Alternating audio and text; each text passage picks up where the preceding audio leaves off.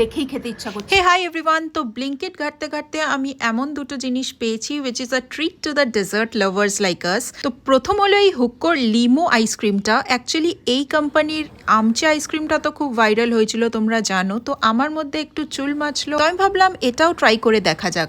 তো দেখতে তো দারুণ, তোমরা দেখতেই পাচ্ছ, ফুল লেমনের মতো দেখতে, গন্ধটাও জেস্টি, আর খেতে